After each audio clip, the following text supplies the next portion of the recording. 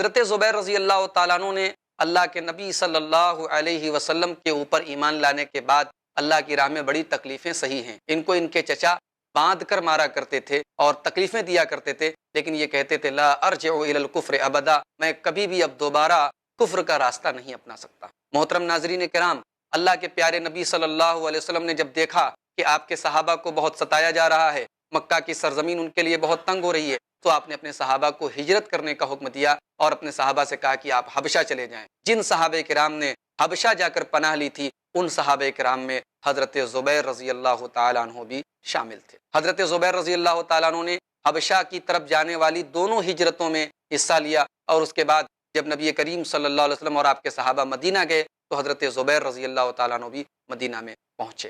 حضرت زبیر رضی اللہ تعالیٰ عنہ نے تمام غزوات میں اللہ کے نبی صلی اللہ علیہ وسلم کے ساتھ اپنی شجاعت اور بہادری کے جوہر دکھائے، اور خاص طور سے غزوہ احد میں جس طریقے سے حضرت طلحہ رضی اللہ تعالیٰ عنہ نے اپنی بہادری اور شجاعت کے جوہر دکھائے، اسی طریقے سے حضرت طلحہ رضی اللہ تعالیٰ عنہ نے بھی اپنی شجاعت کا لوہا منوایا، اور انہوں نے بھی اپنے جسم پر بہت سارے زخم سہے۔ ان کے بیٹے حضرت عروہ ابن زبیر کہتے ہیں کہ میرے والد محترم کے جسم کے اوپر 3 بڑے بڑے زخم تھے، اور اس میں سے ایک زخم ان کے کندھے کے پاس تھا۔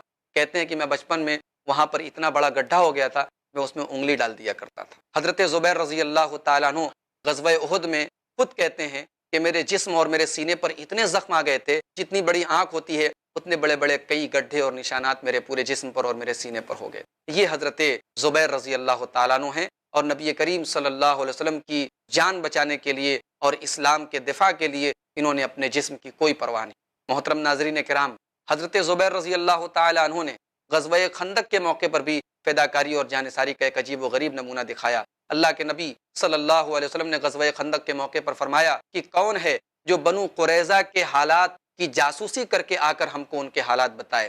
بہت نازک موقع تھا، دشمن کی خبر لانا سب کے بس کی بات نہیں ہے، اپنی جان کو خطرے میں ڈالنا ہے۔ حضرت زبیر رضی اللہ تعالیٰ عنہ نے جان کی مطلق پرواہ نہیں کی اور کہا کہ یا رسول اللہ، میں تیار ہوں اور میں بنو قریظہ کی خبر آپ کے پاس لے کر آؤں گا۔ محترم ناظرین کرام، اسی طریقے سے غزوہ خندق کے بعد غزوہ حنین کا موقع آتا ہے۔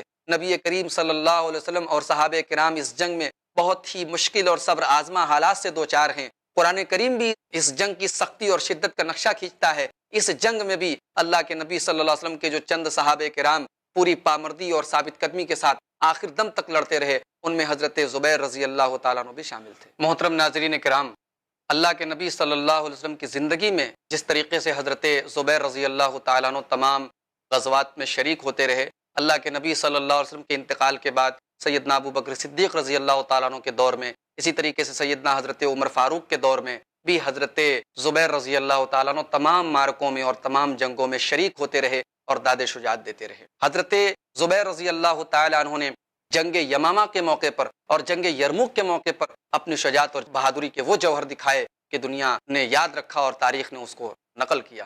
فتح مصر کے موقع پر جب حضرت عمرو بن عاص رضی اللہ تعالیٰ عنہ مصر کو فتح کرنے کے لیے جا رہے تھے، ان کے پاس 3500 کی معمولی سی فوج تھی۔ 3500 کی اس معمولی سی فوج کے ذریعے مصر کو فتح کرنا بے حد مشکل تھا۔ حضرت عمرو بن عاص نے امیر المومنین حضرت عمر فاروق کو خط لکھا کہ امیر المومنین آپ میری مدد کے لیے لوگوں کو بھیجیے۔ حضرت عمر فاروق نے 4000 کا لشکر جرار بھیجا حضرت عمرو بن عاص کی مدد کرنے کے لیے، اور ان 4000 میں سے ہر 1000 پر ایک آدمی کو ان کا ہیڈ بنایا۔ اس میں سے 1000 کا ہیڈ حضرت زبیر رضی اللہ تعالیٰ عنہ کو بھی بنایا۔ اور جب حضرت عمر فاروق نے حضرت عمرو بن عاص کو خط لکھا تو کہا کہ میں تمہارے پاس 4000 کی فوج بھیج رہا ہوں، اور ہر 1000 پر ایسے آدمی کو ان کا ہیڈ بنایا ہے جو خود 1000 کے برابر ہے۔ اللہ اکبر! یہ حضرت عمر فاروق کی نظر میں حضرت زبیر رضی اللہ تعالیٰ عنہ کی شجاعت اور بہادری ہے کہ وہ ان کو 1000 لوگوں کے برابر تسلیم کرتے ہیں اور مانتے ہیں۔